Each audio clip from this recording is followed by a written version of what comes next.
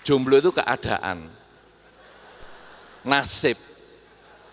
Nah tadi kan cerita nasib, Hong Sui dan sebagainya, nah, memang itu bidang saya. Jomblo itu nasib. Sudah usaha keras, belum ketemu. Kalau kita ini keputusan pribadi,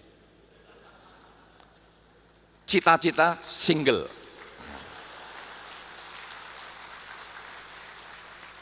Nah saudara-saudara, bagi Anda yang berumah tangga, seorang ibu sebagai contoh, ketika ibu hamil, belum tahu anaknya model bentuknya bagaimana, dia sudah dilus-lus dan disayang-sayang. Bagong, baik-baik di dalam ya Gong, jangan macem-macem, jadilah anak yang ganteng ya Gong, Bagong. Padahal kalau Anda tahu Bagong itu bentuk wayangnya kan unik banget. Tapi ibu-ibu kadang manggil anaknya Gong, Bagong, disayang-sayang. Ya, bapaknya mau bentak sedikit, awas, Bagong kaget. Mau marah, awas, amit-amit, Bagong jangan sampai terpengaruh. Ini bayi belum lahir, tapi sudah disayang. Dan itu kebahagiaan seorang ibu ketika dia mampu memberikan diri dia, memberikan sebagian dari dirinya yaitu kandungannya, membagikan sebagian dari sari-sari tubuhnya untuk membesarkan bayinya. Kalau tadi Bante Panya menyampaikan bahwa petani di Thailand menyiapkan sekian hektar sawahnya untuk dijadikan tempat penyedotan air. Betul, itu memang kejadian kalau Anda baca berita-berita pada waktu itu, untuk mengeringkan goa yang tempat 11 anak itu terendam di dalamnya sehingga tidak bisa keluar, dan petani itu menyampaikan bahwa lebih menghargai kehidupan daripada sawahku yang sudah akan dipanen ini. Demikian pula seorang ibu, saudara. Kandungan itu ya segitu itu. Ya saya mengatakan gitu karena saya nggak punya. Anda nggak usah ketawa, menghina. Saya memang nggak punya, tapi ya segitu itu, saudara.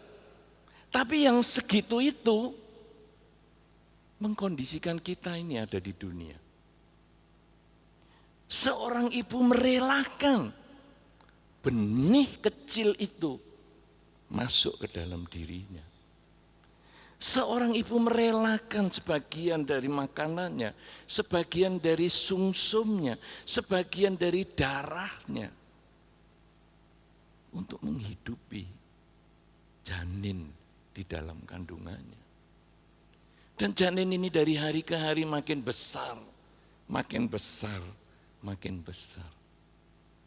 Sehingga bentuk ibu menjadi berubah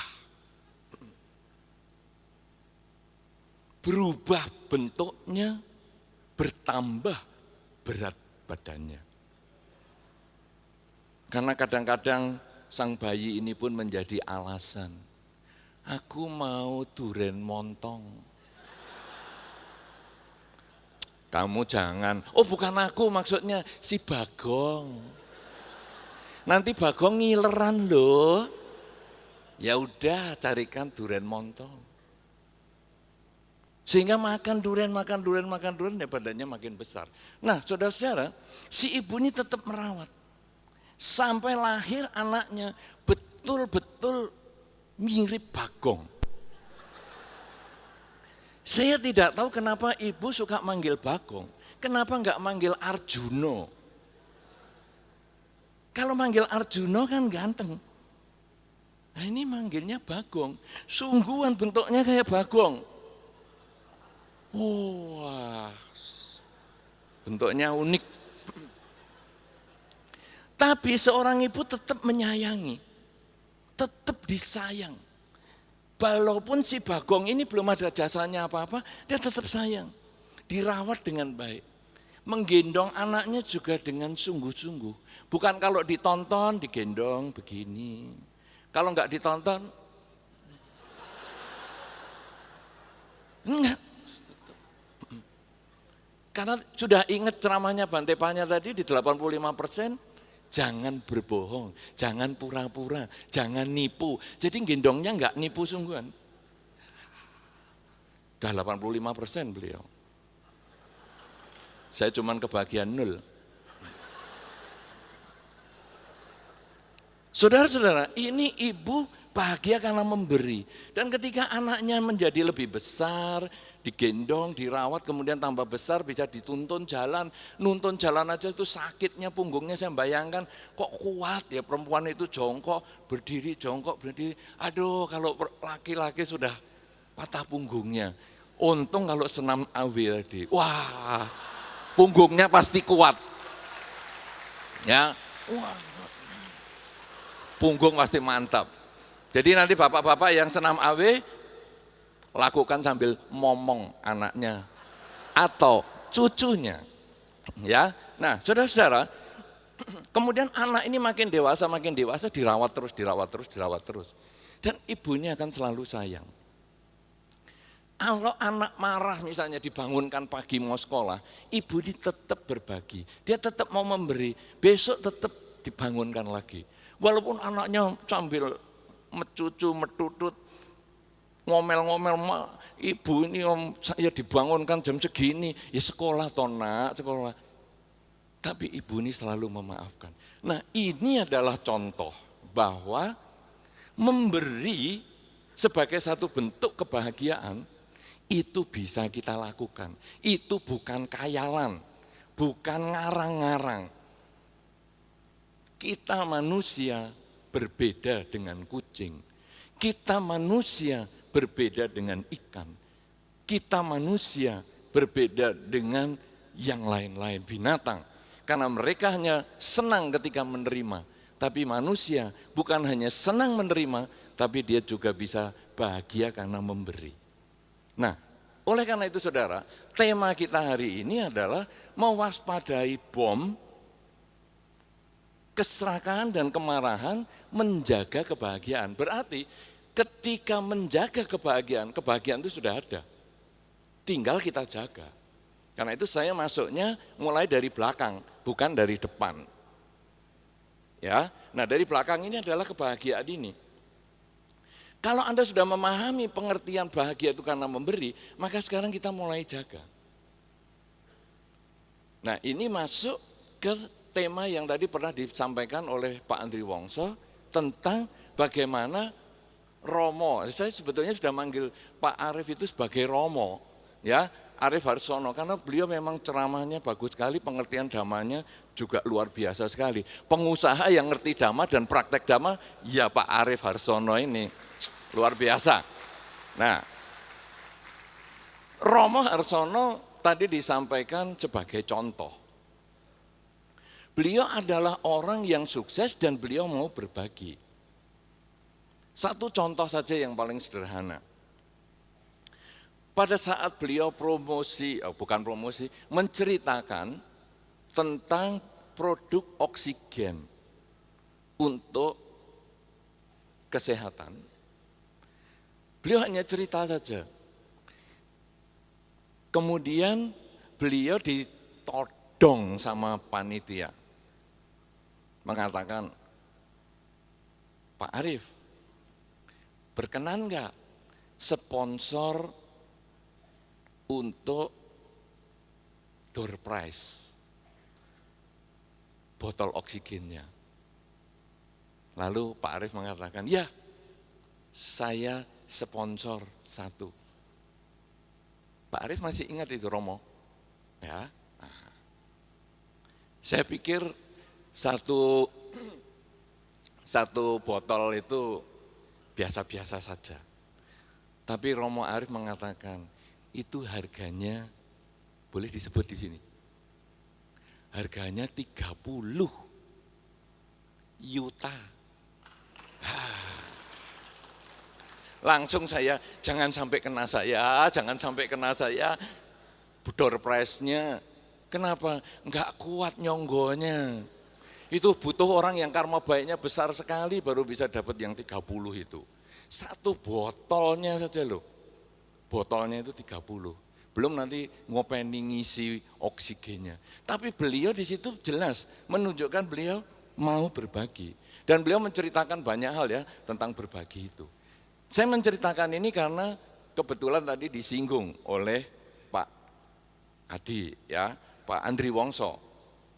Kemudian Anda sendiri ketika Anda lalu mau berbagi, Anda sudah mendapatkan sesuatu dan Anda mau berbagi, sebetulnya apa yang Anda dapatkan itu bisa tidak disebut keserakahan. Karena keserakahan itu berarti Anda mendapatkan dan hanya untuk Anda pribadi. Ini yang tadi pengertian ini disampaikan oleh Pak Andri Wongso dengan baik sekali. Pokoknya kalau Anda hanya ingin dapat, itulah keserakahan. Tapi ketika Anda ingin mendapat untuk dibagikan kembali, itu bukan keserakahan. Kenapa demikian saudara? Kemarin saya barusan dari Samarinda, seraknya masih belum hilang ini. Ada orang Samarinda nggak kesini nih?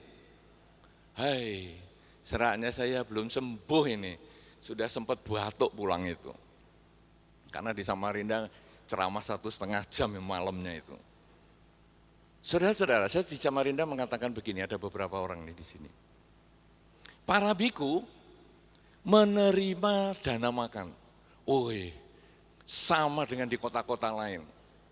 Kalau biku duduk makan, waduh dananya ini semeja lebih lagi, sampai saya mengatakan, wah ini sama Bante Adi Gusalo, mejanya disusun menurut Hong Sui. Kebetulan itu sedikit saya tahu. Mejanya disusun seperti huruf Wang, raja, panjang, pendek, panjang, pendek, panjang, Wang, Wang tidur, ya toh? Ya, Romo Arif, betul toh? Garis panjang, garis panjang, garis. Jadi kalau ditulis ya 3 garis begini ya.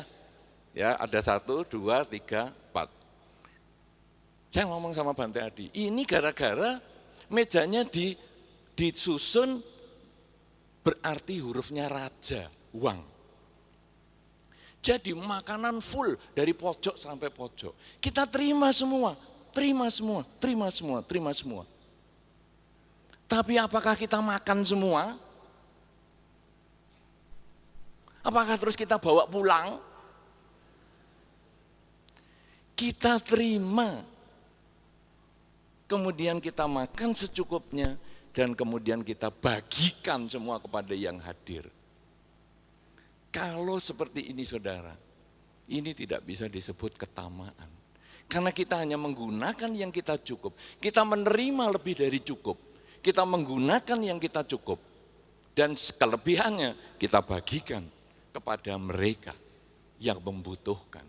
Dan siapa yang membutuhkan? Wah, kalau biku makan tentu Anda sudah ngalami kan?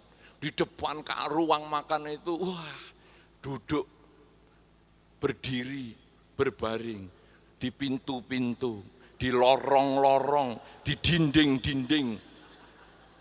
Mereka duduk dan menanti. Sehingga ketika para biku selesai makan, serbu. Habis juga itu huruf Wangnya itu. Nah saudara, ini tidak bisa disebut keserakahan. Karena kita berbagi. Para biku boleh menerima jubah lebih dari 1. Para biku bisa punya lebih dari 1 setel. Tapi berbagi dengan biku yang lain. Sehingga jubah sisa ini, jubah yang lebih ini menjadi milik bersama. Ini tidak bisa disebut keserakahan. Selama Anda bisa menggunakan sesuai kebutuhan, selama Anda bisa berbagi sisa dari yang Anda butuhkan, itu bukanlah keserakahan. Ini yang harus diwaspadai, karena kebutuhan berbeda dengan keinginan. Keinginan tidak ada batasnya, kebutuhan itu ada batasnya. Contoh yang tadi makanan biku itu aja. Wah ini banyak minuman yang terbuka ataupun minuman kalengan, minuman kotaan dan lain sebagainya. Makanan kering, makanan basah dan sebagainya. Kalau para biku hanya menuruti yang sesuai keinginannya, maka makanan kering masukkan tas, coklat masukkan tas, minuman kotak masukkan tas. Lama-lama enggak bawa tas lagi biku, ransel. Dikiranya bikunya mau naik gunung, bawa segala macam perlengkapan. Kenapa saudara? Karena itu orang yang tidak bisa menghentikan keinginan. Kalau sudah tidak bisa menghentikan keinginan, itulah keserakahan. Sama dengan contohnya Pak Andri Wongso tadi. Orang yang punya black hole itu, ya, yang punya lubang hitam itu tadi, dia bisa ngambil duit kalau dia ambil secukupnya, selesai. Tapi dia ambil lagi, dia masuk, dan akhirnya kertasnya jatuh, selesai. Itu yang tadi disampaikan oleh Bante Panya, bom di dalam diri kita ini bom beruntun. Kalau meledak tidak disadari, dia meledak lebih besar, dan akhirnya yang korban adalah diri kita yang pertama, baru orang lain. Kalau tadi yang punya black hole itu tadi, yang masuk ke peti besi itu, yang pertama korban adalah dirinya. Dia bisa ketok-ketok, yang pertama korban adalah dirinya. Tapi kalau sampai 2 hari enggak ketemu, dia mati di dalam, yang korban keluarganya. Siapa atau apa yang menjadi penyebab? Keserakahan. Oleh karena itu saudara-saudara, untuk kita bisa mengendalikan keserakahan, mengamati, mengawasi keserakahan, manusia harus bisa membedakan antara keinginan dengan kebutuhan. Dia bisa mendapat segalanya, tetapi dia berapa butuhnya. Saya bisa kerja sampai punya uang banyak, bagus. Kerja pagi, siang, sore, malam, punya uang banyak, bagus. Tapi apakah semua uang ini diperlukan untuk diri sendiri? Ketika kita mulai berpikir, saya mau berbagi kepada tetangga, saya mau berbagi kepada lingkungan, saya mau berbagi kepada yang lain, maka kita berarti mengetahui batas cukup. Cukup dimulai dari mana kalau materi? Dimulai dari kehidupan biku. Tadi saya sudah sampaikan, pakaian cukup satu setel. Kalau Anda bisa punya pakaian lebih dari 1 setel, berarti Anda sudah lebih baik daripada kehidupan biku. Biku 1 setel ya hidupi bertahun-tahun. Tapi Anda bisa punya 5 setel, Senin, Selasa, Rabu, Kamis, Jumat, Anda pakaian yang berbeda, Sabtu, Minggu cuci-cuci, pakai sarung saja, di rumah, Anda sudah lebih baik daripada para biku. Hidup Anda sudah lebih makmur.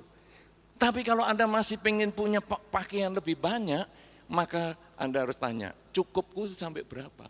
Mau cukup punya pakaian 20, mau cukup punya pakaian 100, mau cukup punya pakaian 1000, itu nanti terletak di ketamaan Anda.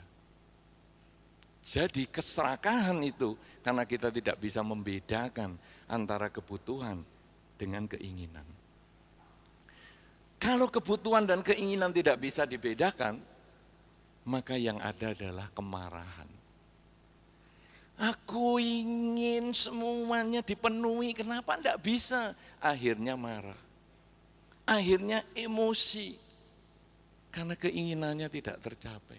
Tapi ketika dia bisa menyadari bahwa ini sumbernya hanyalah keinginan saya, maka seperti yang Bante Panya sampaikan tadi, duit di depan kita, itu tidak membuat kita tamak. Kalau niat kita tidak ada, keinginan kita tidak ada. Kalau sekarang keinginan ada, kemudian kita lalu noleh ke kanan dan ke kiri, kok ada orang, maka kita marah sama orang itu. Kamu bisa enggak lihat tempat yang lain? Saya mau ngambil duit ini. Keserakahan yang tidak tercapai timbullah kemarahan. Saudara-saudara, contoh yang paling sederhana adalah orang mabuk. Ada di antara Anda suka mabuk? Enggak usah ngaku, baik, saya bisa terima. Saudara-saudara, orang mabuk kalau ditanya, kamu mabuk ya? Nah, walaupun Anda tadi tidak ada yang tunjuk jari, kan tahu jawabnya kan? Pengalaman kan? Apakah saya tahu jawabnya juga pengalaman? Bukan, pengamatan, beda. Jomblo single enggak sama, pengalaman dan pengamatan ya enggak sama. Saudara-saudara, ketika orang mabuk ditanya, kamu mabuk ya? Enggak, aku masih mau minum, aku masih kuat. Sudah jangan kamu nanti sudah enggak kuat, masih kuat. Ketamaannya bangkit terus. Aku masih kuat, sudahlah kamu sudah mata saja letaknya di mana udah enggak jelas kok. Aku masih kuat, awas kamu, kemarahan bangkit. Kenapa saudara? Karena ketamaannya tidak diikuti, bom keserakahannya tidak diikuti, muncullah bom yang lain, kemarahan. Tapi ketika dia bisa mengendalikan diri, ya sudah, aku berhenti. Keserakahannya berhenti, kemarahannya juga berhenti. Karena kemarahan ini adalah rentetan dari keserakahan. Saudara-saudara, Anda pernah marah? Pernah marah belum? Apakah Anda menyadari bahwa marah itu adalah keserakahan Anda yang belum terpuaskan? Misalnya marah apa? Marah makanannya terlalu asin. Makanan asin, ketamaannya apa yang tidak terpenuhi? Makanan yang tidak asin. Karena makanan tidak asin tidak terpenuhi, kita marah kepada yang masak yang asin. Marah dengan istri yang lambat. Karena perempuan itu dekorasinya banyak. Saya sudah melihat proses pernikahan, prosesi pernikahan ya, kalau di wihara itu, aduh yang perempuan itu siap-siap dari jam 3 pagi. Di make up masih ngantuk-ngantuk, mata masih lengket tuh di make up semua. Ya, sudah di make up semua. Bibirnya belum gosok gigi, sudah diwarnai. Yang laki itu setengah 6 pagi loh baru bangun. Yang perempuan jam 3, jam 2 sudah dikerjain, yang laki setengah 6 bangun, masih santai-santai, terus enggak mandi, terus pakai bajunya, pakai jasnya, terus prosesi. Yang perempuan semalaman begitu. Nah, saudara-saudara, kadang perempuan mau pergi lambat make up-nya. Lalu suaminya marah-marah. Kenapa marah saudara? Karena dia tidak bisa menerima kenyataan, dia serakah dengan kecepatan waktu. Ayo cepat jam segini, dia terlambat, serakah dengan waktunya, keinginannya tidak tercapai, marahlah yang muncul. Jadi keserakahan itulah sumber kemarahan. Kalau sekarang saudara-saudara, kita kemudian bisa mengembangkan kesadaran antara keinginan dengan kebutuhan, maka sesungguhnya ketenangan batin ini akan bisa dijaga. Kalau ketenangan batin ini bisa dijaga, maka keserakahan dan kemarahan itu kita bisa perkecil. Kalau keserakahan dan kemarahan bisa diperkecil, kebahagiaan karena berbagi tadi kita bisa jaga. Tapi kalau kebahagiaan karena berbagi ini sudah kita ketahui, tapi kita tidak bisa membedakan antara keinginan dan kebutuhan, kita tidak pernah mengenal kata cukup, kita tidak pernah menjadikan para biku ini sebagai contoh bahwa dia yang hidup paling minim, tidak bisa dijadikan contoh bahwa itu loh kalau makannya biku segitu aja bisa, apalagi kamu harus bersyukur, ya. Itu loh biku pakaiannya segitu aja, kalau kamu bisa lebih banyak kamu harusnya sudah bersyukur. Itu loh rumahnya biku kayak gitu apa? Oh kayak Balirjo, maaf. Balirjo bukan rumah saya. Balirjo rumahnya umat Buddha. Saya cuman biokong. Maksudnya gini, saya cuma disuruh nungguin biara itu. Saya dipercaya dana umat dan kemudian disuruh nungguin sampai sematinya saya. Karena kalau saya mati, rumah itu biara Bodigiri tidak diwariskan ke keluarga saya, tetapi kepada umat Buddha semua. Jadi sebetulnya itu bukan rumahnya biku. Rumahnya biku ya di pohon-pohon, di bawah pohon, di goa-goa. Kalau sekarang Anda bisa kontrak rumah saja, Anda berarti sudah bagus. Ketika obat-obatan para biku yang paling sederhana adalah minum urinnya sendiri, wena, yang masih anget ya. Ini sungguhan. Ini sungguhan yang masih anget. Jangan dibiarkan 2 hari dulu, Pak. Yang masih anget. Jadi punya sendiri aja, nggak usah punya orang lain. Punya sendiri.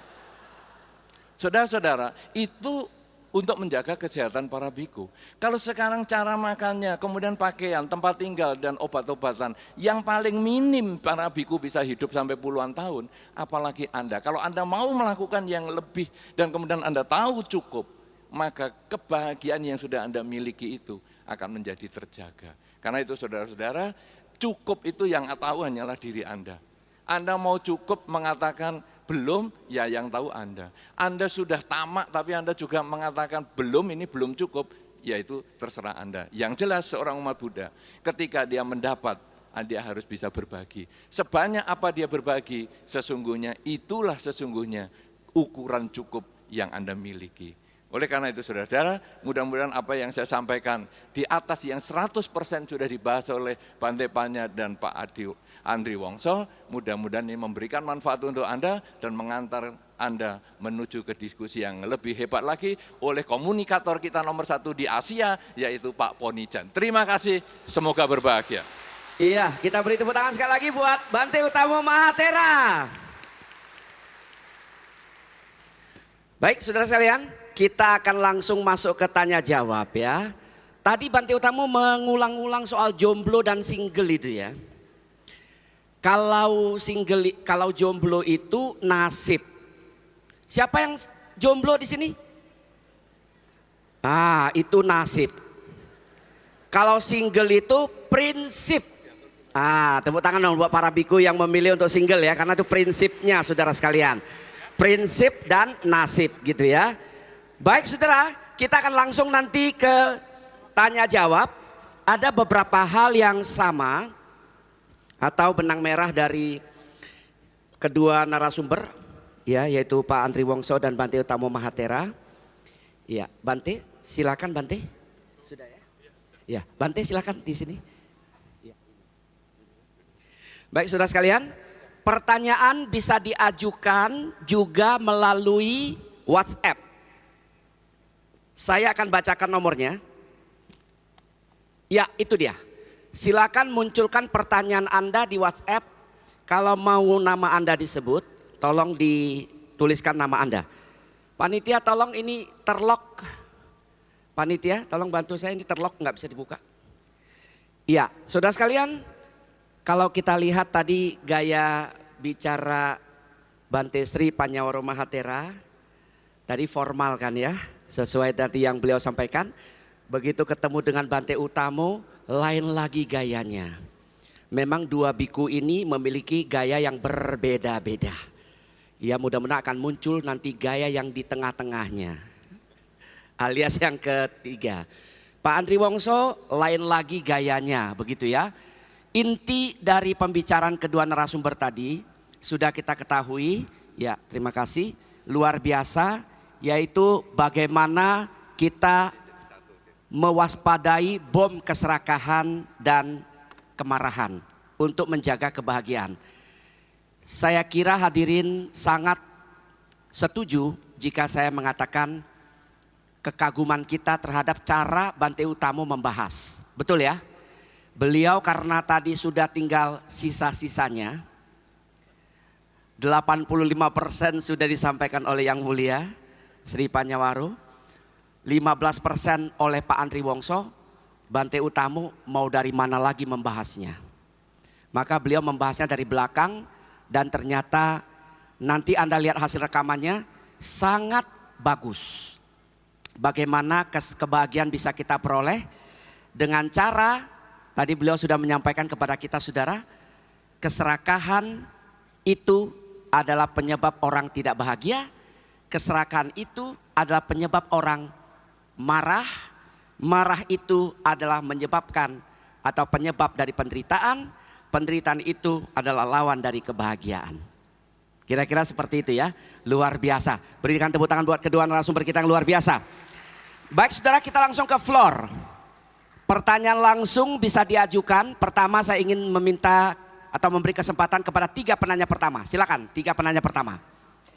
Jika ada yang langsung ingin bertanya, kami berikan kesempatan kepada 3 penanya. Ya, tolong panitia ini karena jauh ya, mohon maaf ya, ini jauh sekali. Ya, 1 agak ke depan. Yang kedua, panitia tolong dibantu ya. Nah, yang kedua, dari sini ada? Iya, jika tidak ada nanti saya akan bacakan dari sini ya. Ya, mari, ibu ya, maju, maju. Iya, oke. Iya, kali ini memang luar biasa acaranya ya, karena panggungnya panjang sekali, luar biasa ini. Mana tadi? Bapak 1, ibu tadi mana? Ibu 1? Iya, oke. Baik, silakan Pak. Pertanyaannya pendek saja ya, supaya banyak yang bisa kita tampung. Nama dan pertanyaan, silakan. Namo Buddhaya, nama saya Adi dari Tulungagung. Yang ingin saya tanyakan, apakah kalau kemarahan itu selalu dianggap negatif? Kalau misalnya ngambil dari sisi lain, kan bisa saja positif. Misalnya karyawan dimarahi oleh bos karena tidak benar itu. Setelah dimarahi bisa merubah sifatnya gitu. Atau orang tua terhadap anak, guru terhadap murid. Jadi apakah selalu kalau marah itu jelek? Selama bisa merubah, menyadarkan orang. Karena kadang orang kalau sabar diremehkan, lah tidak marah, biar saja. Sifatnya tidak mau berubah. Terima kasih. Terima kasih. Namanya siapa Pak tadi Pak? Adi. Pak Adi. Ya Pak Adi, bos silakan marahi karyawannya. Ibu silakan, Pak Adi silakan duduk Pak, silakan. Ibu. Ya, selamat malam, Namo Buddhaya Bante. Nama saya Alen. Yang ingin saya tanyakan mengenai yang barusan dibahas oleh Bante Utamo Mahatera mengenai ketamakan waktu. Saya adalah orang yang on time untuk waktu. Nah, bagaimanakah cara saya untuk menghadapi orang-orang di sekitar saya yang lemot.com gitu ya. Saya ingin mengetahui caranya supaya saya tidak marah dengan orang-orang yang lemot.com di sekitar saya. Itu aja Bante, makasih. Ya, Ibu kalau nanya jangan marah-marah dong. Iya. Santai aja Bu. Thank you. Silakan, karena terakhir berbicara Bante, Pak Awe dulu ya. Oh masih ada 1 maaf ya, nanti ya silakan Pak. Selamat malam, Namo Buddhaya. Saya Deva. Yang saya tanyakan mungkin lebih ke Pak Andre Wongso ya. Tadi saya sangat tergelitik kenapa nirunya kok Hiroshima Nagasaki. Padahal waktu itu Bung Tomo itu amarah dan serakah ingin memerdekakan kita dan akhirnya dibom atom mati-matian. Kita dibombardir sama sekutu ya. Habis kita ini. Harusnya bukan menang 10 November itu. Kita kekonyolan yang sangat banyak itu. Bagaimana menyikapi itu? Terus kalau soal pimpinan yang disindir, suatu pimpinan daerah siapapun lah, yaitu Pak RT lah atau Pak RW. Lalu kalau Bung Andre kan bisa menyikapi dengan ya udahlah saya dikritik. Bagaimana kalau kedepannya mungkin Bung Andre jadi kepala RT lalu dikritik, apakah nanti ngelapor ke polisi lalu terus gak dimaafkan? Itu kan juga amarah juga akhirnya. Harusnya kan dimaafkan. Oh, andaikan saya menjadi yang mengkritik saya, berarti saya ada yang salah harusnya. Bukannya terus kita memusuhi. Biasanya kesalahan Indonesia rata-rata ya, bukan semua Indonesia. Kalau ada yang nggak cocok, itu langsung dijauhin, dibully habis-habisan. Harusnya kan dirangkul, kita mediasi, hearing, tanya. kamu kenapa ngeritik saya? Harusnya begitu ya, bukannya sedikit-sedikit pelaporan, penjara penuh cuma gara-gara orang ngeritik. Itu kasihan penjara, harusnya dikasih healing sama ini ya, sama treatment jiwaan. Lalu Pak Andre Wongso, bagaimana orang tua yang memaksakan kehendak anaknya? Kamu harus jadi dokter, kamu harus jadi orang besar. Itu kan keserakahan. Apakah boleh sang anak ngomong, maaf ibu gak boleh serakah, gak boleh amarah ya. Karena Pak Andre ngomong begini, Bante ngomong begini. Lalu kamu itu kurang ajar, gimana Bante? Namo Buddhaya, terima kasih. Iya, terima kasih Pak Deva.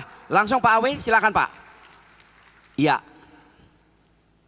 Ya, mengenai bukan tadi yang tanya. Iya. Iya. Oh ya, dari terakhir boleh juga. Mengenai Bung Tomo, tadi itu kebetulan saja mikirnya apa yang cocok untuk diambil dampak dari keputusan yang salah. Keputusan emosi, kemudian menguasai, karena dalam hal ini kan perang dunia kedua, penting saya ambil itu aja. Jadi bukan dipilih karena perbandingan yang main, karena contoh-contoh untuk kemarahan, contoh untuk keserakahan itu banyak sekali. Saya ambil karena ingat kata-kata Bante itu, bom, harus ada judul, bomnya diambil bom Nagasaki aja Hiroshima. Ya. Kedua pertanyaan mengenai kritik ya. Dikritik ya, bagaimana Pak? Ya normal saja, manusiawi, biasa. Ya, karena di setiap jenjang dimanapun berada, isinya itu cuma ego. Kalau egonya bisa bertambah 1 poin mungkin bisa menyadari, nggak apa-apa. Tapi selama manusia saya kira normal saja ya untuk kritik, sakit hati, nggak senang, tidak puas itu buat saya biasa.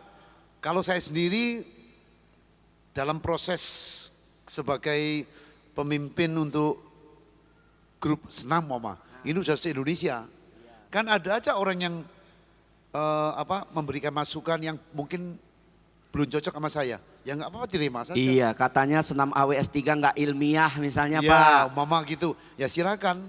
Tapi kalau udah di akademisi udah menerima sebagai satu ilmiah, nah jadi menurut saya normal saja seperti itu. Dan kondisi kita di sini memang seperti yang Anda tadi bilang, banyak orang yang dikritik marah, kelas itu.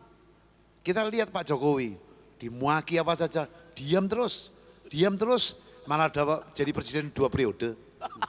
Luar biasa ya. Iya. Yang ketiga Pak, memaksa anak mengikuti apa yang diinginkan orang tua? Ini belum tentu salah, karena bisa juga orang tua melihat bagus potensi.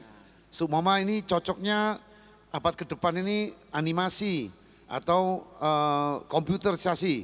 Tapi anaknya maunya arsitek seumpama. Enggak masalah, dia mau seperti ini. Kalau memang anaknya pinter, anaknya baik, dikomunikasikan. Kalahkan orang tua dengan kebaikan dan apa yang menjadi keinginan dia.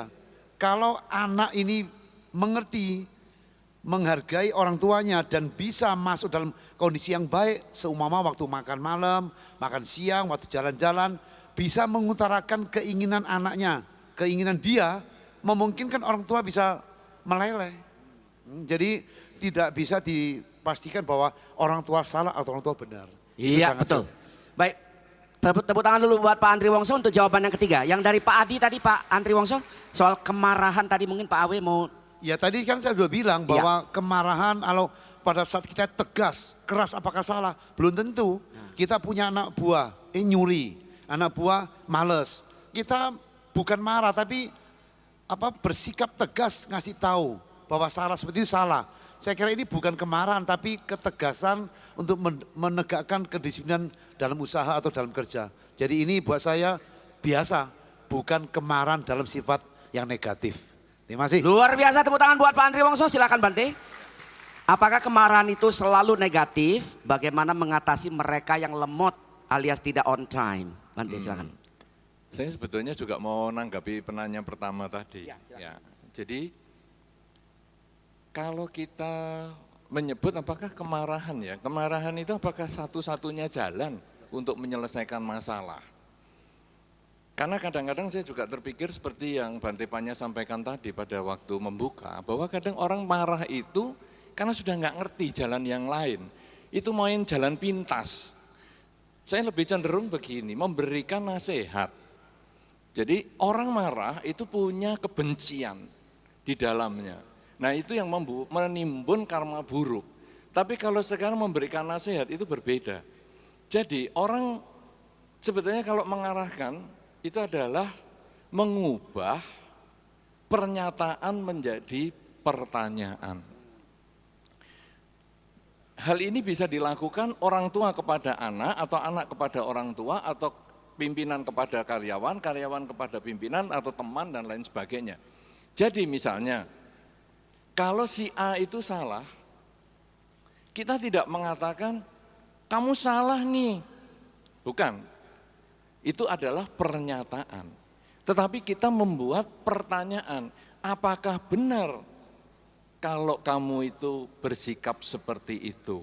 Contohnya tadi misalnya, orang tua kok memaksakan saya jurusan ini ya. Nah kemudian kita jangan mengatakan, papa mama itu nggak ngerti, ini sudah zaman berubah, sekarang zaman robotik, saya suruh jurusan yang bukan robotik, saya nggak mau.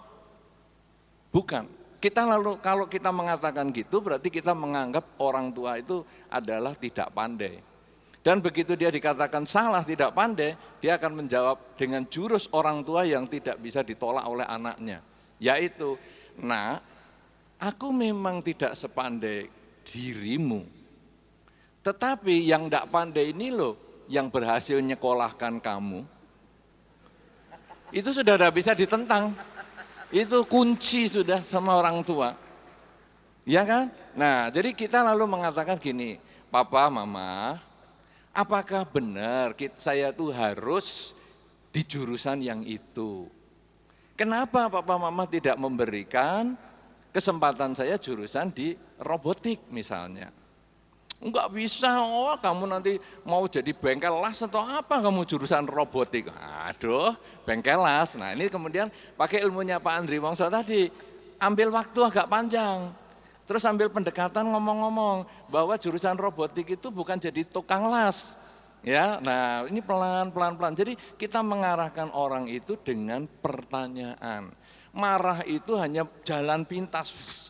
Pokoknya sudah tidak ada jalan lain, tidak ada cara yang lain yang paling tepat. Nah kemudian saudara-saudara, kadang-kadang kita memang perlu menunjukkan ekspresi marah walaupun tidak marah. Kadang-kadang kita itu pengen ketawa. Ada satu contoh saudara, ada satu anak wihara yang merusakkan barang wihara. Sebenarnya barang wihara itu ya enggak mahal-mahal banget. Cuman saya mau ngasih pelajaran sama orang ini. Jadi saya liatin aja dia. Wah Bante maaf gini-gini, saya liatin aja. Makin gelisah dia, saya cuma ngeliatin aja. Tapi ngeliatinnya saya agak serius sih. Jadi gimana? Ya tadi maaf Bante mecahkan, terus apa tanggung jawabmu? Ya gimana Bante, potong gaji itu ya apa? Dalam batin saya sudah pengen ketawa, tapi saya harus serius terus. Bante marah ya? Kan kamu yang ngomong. Dan seterusnya, sampai akhirnya saya mengatakan, kenapa toh kamu, saya baru mikir orang tua loh Bante. Nah, ya sudahlah, ini nanti lain kesempatan kalau kamu kerja yang fokus. Ya penuh kesadaran, kan tadi Bante Panya sudah pesan, kembangkan kesadaran setiap saat. Nah, jadi akhirnya saya akan memberikan nasihat bukan dengan marah, tapi itu actionnya agak seperti marah. Karena beberapa orang mengatakan, saya kalau diem mukanya jadi orang marah, maka kan saya senyum-senyum, walaupun sendirian kan saya tetap senyum-senyum. Karena kalau diem katanya pemarah. Nah, jadi itu sebetulnya kalau marah cenderung pada ada kebencian di dalamnya. Nah orang tua kepada anak kan tidak ada kebencian, besoknya kan bisa memaafkan lagi. Jadi itu kadang hanya satu cara agar anak atau karyawan atau apa itu bisa lebih sesuai dengan jalurnya. Ya itu untuk menambahkan tadi yang disampaikan Pak Andri Wongso yang sudah cukup bagus. Kemudian kepada yang lemot.com, padahal ada ORID juga, tapi kenapa harus milih yang .com? Saudara-saudara, di dalam pengertian masyarakat ada berkatakan begini, Kalau kamu mau memimpin seseorang, kalau kamu sering marah-marah berarti kamu bukan pemimpin yang baik. Karena kamu tidak mengerti watak orang yang kamu pimpin. Bahwa di dalam dunia ini setiap orang punya kelebihan dan kekurangannya masing-masing. Kamu kalau sering marah-marah berarti kamu hanya melihat kekurangannya dan tidak melihat kelebihannya. Dan kamu tidak tepat menempatkan orang. Orang buta jangan suruh membedakan warna. Kalau kamu orang buta suruh membedakan warna, kamu akan marah-marah terus dan kamu sampai stres. Yang dimarahi juga stres karena itu di luar kemampuannya. Sebaliknya ada orang tuli. Orang tuli jangan suruh membedakan nada. Kalau orang tuli suruh membedakan nada, maka Anda akan stres dan si tuli juga stres. Seseorang yang bisa mengenal watak anak buahnya dengan baik adalah ketika si buta disuruh membedakan nada. Ketika si tuli disuruh membedakan warna. Sehingga kalau Anda sudah tahu orang di sekitar Anda itu lemot dan Anda cepat, Anda boleh toh ngefur setengah jam duluan. Fur-furan. Difur. Difur. Ini Holland Spreken. Bukan Hokkien Spreken. Saya kalau di Medan dihabisin sama dia. Sampai saya sama Pak Adi saya ngomong, wis ben dia ngomong sendiri wis. Kita diem-diem aja. Di FUR itu gini. Ini ya, kita nanti jam 7. Ya. Kamu siap-siap dari sekarang, jam 6. Nanti saya setengah 7 baru siap. Jadi Anda kalau sudah tahu orangnya lambat, suruh cepat lebih duluan, jalan duluan. Anda ngefur setengah jam dulu. Sana setengah jam kamu jalan dulu, nanti baru aku nyusul. Kalau Anda bareng sama dia, ya berarti Anda tidak memahami orang itu lemot, Anda hanya marah orang itu lemot, orang itu Anda suruh percepat dan tidak bisa. Keong suruh jalan seperti kancil. Sampai ngeden di turbo, tetap mejen. Hokkien ini. Rasain. Saya tadi mejen sudah ada kosakata yang di Bante Spanya sampaikan mejen. Ini mejen. Mejen beda sama ngeden. Itu Pak Awe yang ngerti. Ngerti semua beliau. Maka tadi ada orang tanya sama saya, Bante ngerti bahasa Jawa? Saya sampai mau saya ajari. Nah, saudara-saudara,